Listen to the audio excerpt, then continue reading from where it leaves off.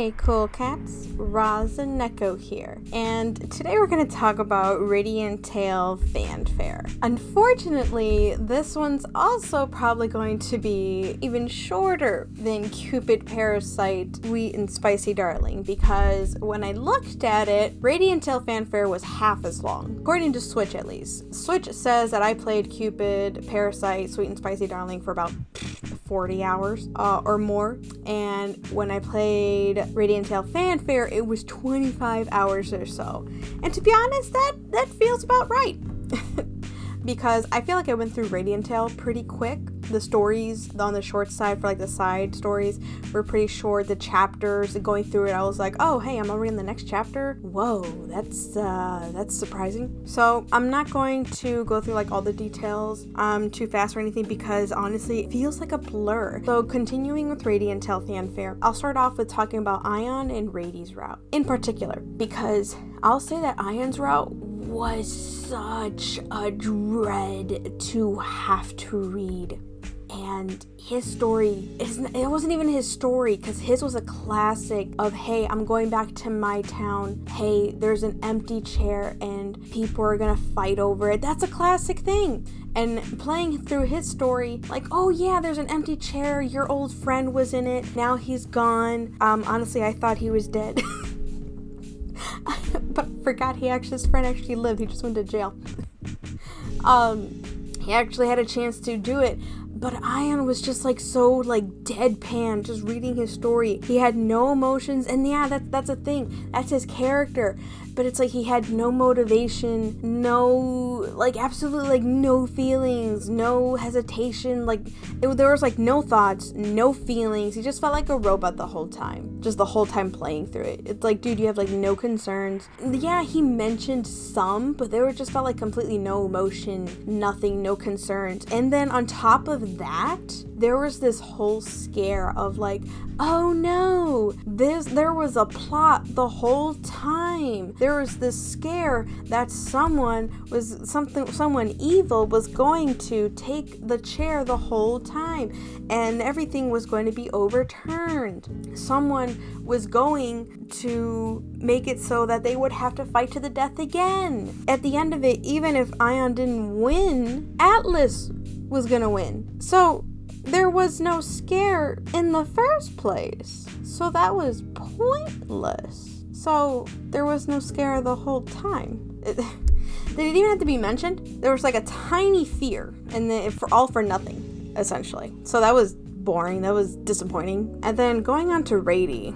Tophelia had to discover herself, or discover what she wanted to do, and really Rady was just going on behind her, just supporting her along the whole way. And you know, that's fine and all, but there was just something about his story that I really just didn't like, or I just couldn't follow along. I just couldn't get into it. He was just kind of there. There was like a little bit of banter back and forth. There was just something about it that I just couldn't grasp. Their stories were one of the most boring. Pascelli was one thing where he's like, no, I want to do something more than just fixing small issues. They made a whole book, and that was adorable. They were doing cross-references. They were talking to a bunch of people. That was interesting. You actually saw their hard work, even in just like word format and small images here and there. That was hard work to actually do. I could actually understand the journey. They showed you the journey of having to do that. And then in Velio's route, having to control your emotions, having to control your powers, having to understand yourself and fears of things happening, that is very understandable. They walk you through that.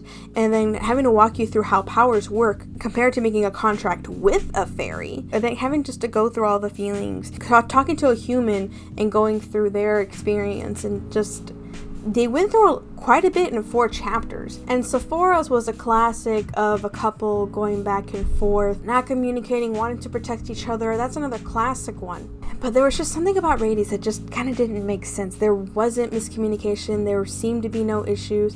A little bit of self-discovery, but it wasn't really talked about in depth. It just felt kind of bland. Maybe I just missed something. If anyone could just point it out to me, I don't know. Maybe it just kind of went over my head. I just couldn't see it, what the issue was, or I could see that she was trying to go through a self-discovery, but not really an up and down thing. It just seemed kind of out there like, okay, make a new circus. Okay, you made a new circus, you saw that you liked it, and then you continued with it. Maybe it was just so obvious that that's why I couldn't enjoy it. Like, okay, she had a new circus. That I can see you just doing that permanently. It makes sense. Okay. I don't know. It's just meh. Moving on to Genia's route, I was disappointed. I love Genia. I was expecting hijinks, maybe a bit more silliness, a bit more backstory, but they gave us absolutely nothing. Not that I got upset. It was a typical story where they're pushing the heroine off, and we get to see his reaction to it. Some stuff is hidden. I get that. I'm just wondering why. They revealed everything at the end, which is why I couldn't enjoy it. And then at the end, they give us what we wanted to see. I'm just wondering why they went that route. For me, it just felt very unnecessary. From what I seen in Genia's route, from Genia's character in the very beginning, he seemed very upfront, very out there. And I'm just wondering why. They gave us some background. It was just a reason to push fake people away. But you think that would kind of expand a bit more from my psychological understanding? It would bring more real people up front, like Atlas, and then traveling around with Circus. You'd see who the real people are after making some real relationships, especially with the heroine. You think you could open up a little bit more, especially when he was like teasing up front. You think you wouldn't do that as much, but he just kept doing it. I don't know, maybe I'm just more open. I still enjoyed it regardless. Leon though, I loved it to death, honestly. I enjoyed seeing his background. I enjoyed seeing the relationship. I enjoyed the best and normal ending. The normal ending, to see how much she like pushed him off. In the best ending where she accepts all of him, I was so happy for him. Honestly, I enjoyed it so much. And then the one thing I was honestly really upset about is his brother. His brother is gorgeous, and I'm very upset about that. I think he's almost just as, if not more beautiful than he is. And I'm really mad about that. I'm like, where were you at? Where were you at? Now I want to route for you, because I don't know what it is. I don't know, maybe I'm more into like white haired characters with long hair. I don't know, but that man was gorgeous, and now I want to route for him. Like, you keep teasing me. You keep teasing us. Why would you do that? Now I want to route for him. That hurt me. That hurt me though. Y'all just keep doing this, and now we want more. Anyway, I'm very glad that Leon and Genia get justice now.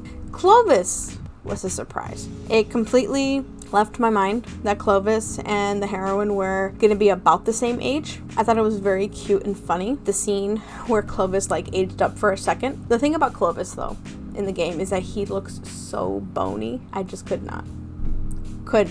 He looked way too bony. I just couldn't though. I know there are people like that. I just can't. Because of things that I've just gone through, personally, I just can't. But the CG that he was in though looked it made me laugh and just bubble out. It made me bubble out. It was funny. it was funny. It was worth it. I thought it was great. The bonus stories were very cute. I love that there were stories from before in Radiant Tale and then after in Radiant Tale Fanfare.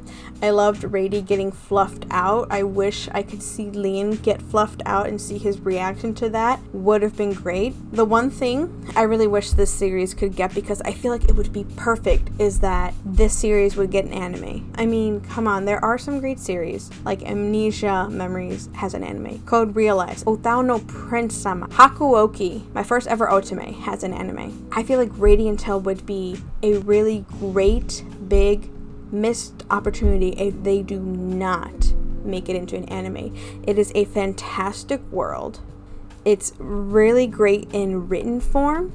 It has a lot of story that they could just do really big with. Could just expand on it and just do so much with it. There's fairies, there's magic, there's lore in it. It's really greatly enjoyed in written form. I feel like it would be so much more appreciated and done well in anime form that we could just all visually see. But otherwise, those are my final thoughts on Radiant Tale Fanfare. I would love to hear your thoughts down in the comments below. Otherwise, I'll see you cool cats next time. Bye bye!